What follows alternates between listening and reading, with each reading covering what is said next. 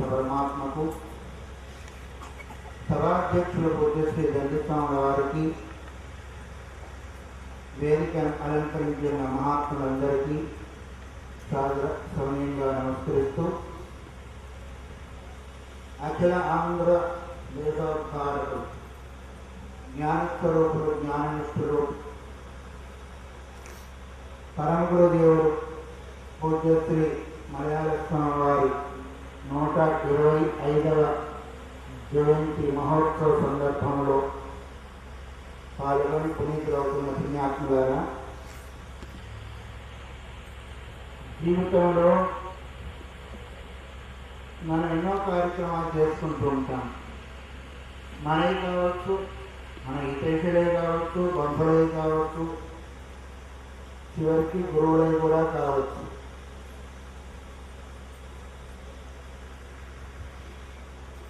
శారీరకంగా, మానసికంగా, వాచికంగా అనుకున్నా అనుకోకపోయినా, కావాలని చేసినా తెలియగా చేసినా కొన్ని దోషాలు జరుగుతుంటాయి, కొన్ని పుణ్యకార్యాలు కూడా జరుగుతూ ఉంటాయి.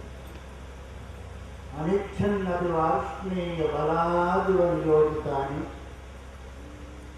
అర్జునుడు కృష్ణ భగవంతుని అడిగాడు. ఇష్టం లేకపోయినప్పటికీ బలాత్కారంగా ఒక వ్యక్తిని కానీ ఒక పశువుని కానీ లాక్కుపోయినట్టుగా మనస్సు శరీరాన్ని లాక్కొని పోతుంటుంది, ఎందుకొరకు అని అడిగాడు.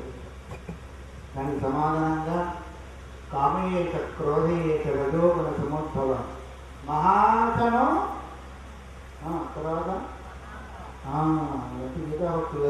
అడిగాను. మహాపాప్మాన్ మహాసనం అంటే గొప్పలైన ఆకలి కలిగింది.